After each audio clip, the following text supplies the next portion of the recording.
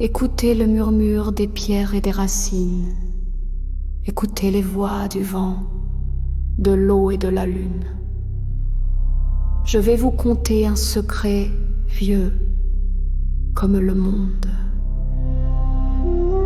Depuis la nuit des temps, bien avant que les cloches ne sonnent, avant même que les écritures ne soient posées sur le parchemin, les peuples de la terre se tournaient vers une mère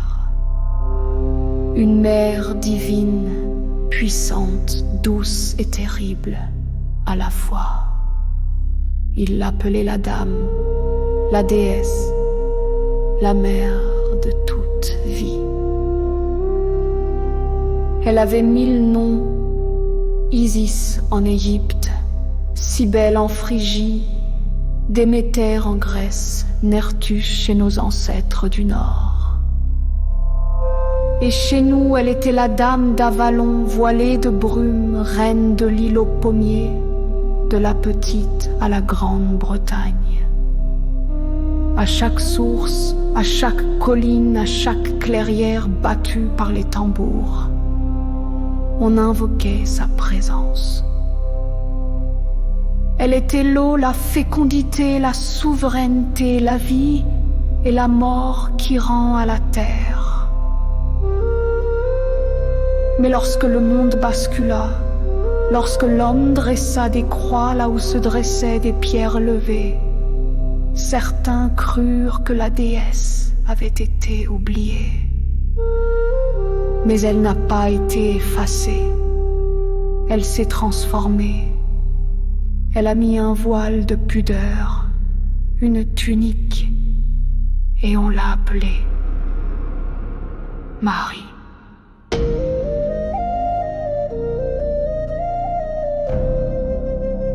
Marie.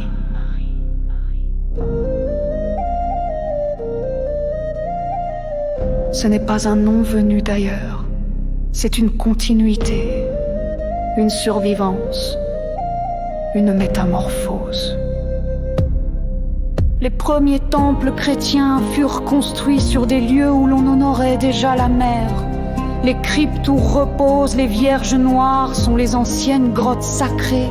Les fontaines de Lourdes et de la Salette, ce sont les fontaines de Damona, de Sequana. Marie a pris leur place, mais sans les chasser, elle les contient, elle les rassemble.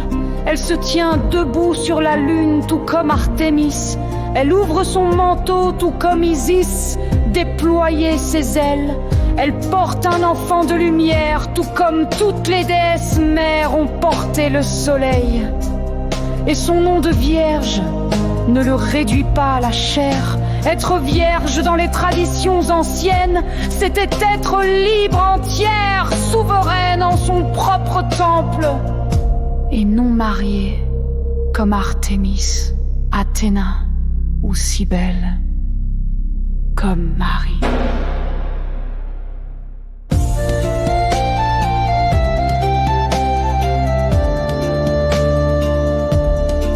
Regarde-la dans l'Apocalypse de Saint Jean, femme couronnée d'étoiles, foulant aux pieds le dragon. Elle n'est pas faible, elle est reine des cieux, elle est force cosmique. Aujourd'hui encore, dans nos églises de pierre, là où l'encens se mêle à la cire chaude, la déesse est là, elle ne dort pas. Elle est dans chaque Ave Maria murmuré du fond du cœur, dans chaque flamme qu'on allume au pied d'une statue, dans chaque larme qu'une femme verse en silence. La déesse n'est pas morte. Elle s'est glissée dans les voiles de Marie et sous le nom de Mère de Dieu, elle continue d'aimer, de bénir, de guérir. Alors souviens-toi, quand tu entres dans une église, quand tu poses ta main sur le ventre d'une statue de la Vierge, quand tu pries Marie dans la nuit, tu parles aussi à la grande déesse. L'essence de la déesse est encore là. Elle vit, elle veille, et peut-être est-ce cela le plus grand des miracles.